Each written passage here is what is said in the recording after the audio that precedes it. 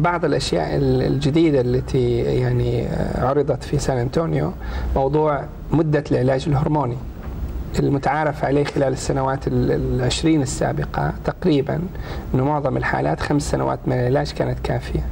لأول مرة يعرض في هذا المؤتمر أنه المريض يحتاج أو يستفيد من 10 سنوات من العلاج أكثر من 5 سنوات بدراسة مقارنة بعدد كبير من المرضى ونتائجها تقريبا نهائية. هذا حيؤثر، كل طبيب لازم يسمع هالخبر عشان يغير طريقة علاجه للمرضى من اليوم الثاني. فإذا في أثر، هذه يعني العلاج الهرموني واحد منها، في أثر واضح لنتائج جديدة لها أثر على طريقة تعامل الأطباء مع المرض. هذا من ناحية العلاج الهرموني. العلاج الهرموني احنا زي ما الدكتورة عارفة أنه بنعاني من مشكلة اللي بنسميه ريزيستنس أو عدم الاستجابة بعد فترة. المريض يستجيب لسنوات نعم، بعدها تفقد الدواء أثره على المريض. الآن في أدوية حديثة جدا تعكس هذا الأمر، تمنع أو تؤخر حدوث الريزيستنس في الهرمون ثيرابي. كلها معلومات جدا حديثة لأول مرة تنشر بطريقة يعني علمية أكاديمية صحيحة ولها أثر حقيقي على نظرتنا للمرضى. هذا شيء جدا مهم، الناس لازم يعرفوا عنه. إذا ما حضر الإنسان وناقش كل الجوانب المتعلقة في ثمن الدواء والأعراض الجانبية وفائدته ومتى استخدامه ومين هم المرضى اللي بيستفيدوا منه، دائما حيكون الموضوع فيه خوف من طرق هذه الأبواب. بس انت اي شيء تعرضوه كورقه عمل حتطبقه مباشره؟ يعني زي ما تفضل الدكتوره، يعني انا اسمع ما ادري. لا ما يطبق مباشره، بس في اشياء فور اكزامبل مثلا في عندنا علاج مستهدف تارجت ثيرابي يستعمل ونستعمله لمده سنه.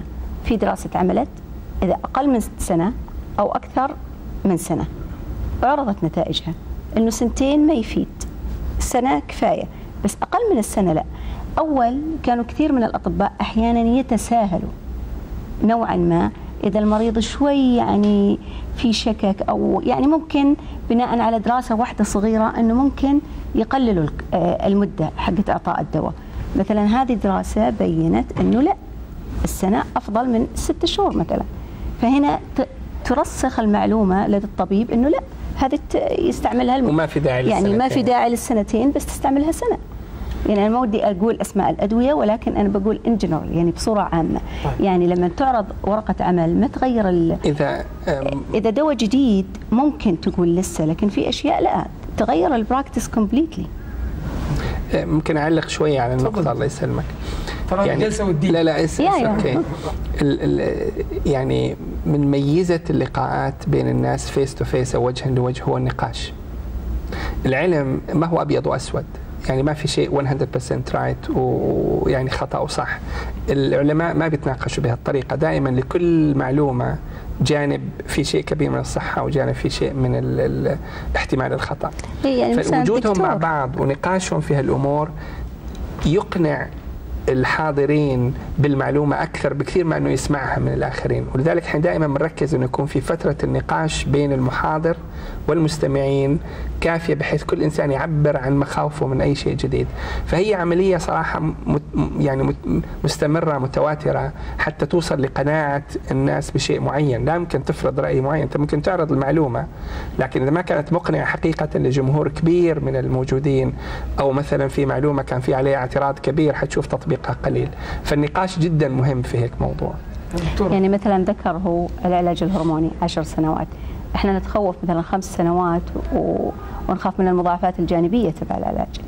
فالدراسة برضو تكون في النقاش، نناقش إذا كان ال10 سنوات هذه هل حتؤثر، هل هذه حتعطى لكل المرضى 10 سنوات؟ لا يعني من جانب آخر بالذات في الأورام الآن كثير من المرضى مثلا يرغب، أنا أشاهدهم أنه يرغب في السفر للخارج. اللي أسمعه ربما أنا أكون مخطئ أو سمعي خطأ أنه الخارج كلها مجرد تجارب.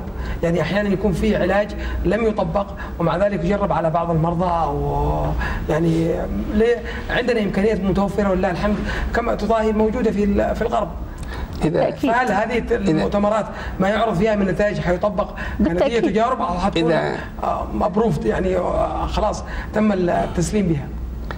لا، هذه يعني الأشياء اللي تعرض ولا اللي نناقشها وتكون أبروفد مثلا هذه تطبق على طول يعني، وتطلب الأدوية وتستعمل. يعني الآن مثلا في أدوية يمكن صح ما وجدت بعضها الى الان، ولكن اوريدي في البروسيس انها تدخل وانها تستعمل. إذا ممكن أعلق شوية كمان عليه، يعني أنا صار لي الفرصة أني احتكيت بمراكز عالمية كثيرة جدا في أمريكا وأوروبا كثير. يعني فكرة أنه المراكز الكبرى بتجرب الأدوية على الناس فكرة ما هي دقيقة، لكن فيها مجال للبحث العلمي في الحالات الصعبة أكثر. يعني عندهم إمكانية أنه إجراء تجارب على حالات الخط العادي من العلاج ما ينفع فيها أكثر من الناس الآخرين. واحد. اثنين، كل ما يلزم لعلاج المريض في أورام الثدي من الألف إلى الياء لازم كل جمهورنا يكون على قناعة موجود على أعلى كفاءة لدينا. أيوة بالتأكيد. من المستوى العلمي للأطباء إلى الأجهزة إلى الأدوية إلى يعني الانديكيشنز، الناس اللي هم شو بيلزمهم، إلى التعامل مع المضاعفات الجانبية. كل ما زارنا فريق من أي مكان في أوروبا أو أمريكا دكتور عارفة بينبهروا بالمستوى اللي احنا فيه. فحكاية انه الانسان يسافر فقط للعلاج، انا الان من القناة يعني بقول لك كل دواء يطلع بيجي انت وانس انك تطلب العلاج بيجيبوا لك اياه، يعني ما فيها مشكلة، يعني كل شيء موجود. ارجع لسرطان الثدي دكتورة، هل النسبة لدينا في ازدياد؟ هل في احصائيات؟ طبعا بالتاكيد في احصائيات. الناس تقول 14%، ناس تقول 22%. لا 14%. شوف حسب اخر احصائيه السجل الوطني للاورام في 2008 26% تقريبا، 25 يعني 25-26%، مش كثير. اكثر طبعا من السابق. من لو تيجي تقارنها من 1994 من بدايه السجل الوطني الى الان في تزايد بسيط، ونتوقع انها تزيد اكثر، وهذا طبيعي اصلا. يعني اولا السيدات يعني السيدات بيكبروا بالعمر، يعني واحده من اهم، يعني احنا شعب النمو السكاني هذه، فانه نتوقع انه بيزيد مع الوقت، لانه اكثر شيء لاي نوع من السرطان ان جنرال على وجه العموم هو العمر. كل ما كبر الواحد بالسن كل ما زادت احتماليه اصابته بالسرطان، فهذه واحده من العوامل. فاحنا نتوقع انها حتزيد بالتاكيد، اضافه الى عوامل اخرى. يعني احنا مثلا نمط الحياه نوعا ما تغير عن السابق، يعني صار في تاخير في موعد الزواج، الحين في كثير من الدراسه، تاخير في الحمل، بالتالي يعني تاخر في الزواج، تاخر في الحمل، الولاده للمره الاولى تكون عاده بعد سن ال 25 او 26، صارت شيء عادي. بحكم العمل احيانا الرضاعه ما تطبق لمده سنتين، يعني بدينا ناخذ النمط الغربي في حياتنا، وهذه من العوامل اللي قد تساعد على زياده النسبه نوعا ما. يعني فنتوقع انه في تزايد، بس الى الان ما زلنا أقل نسبة من كل العالم.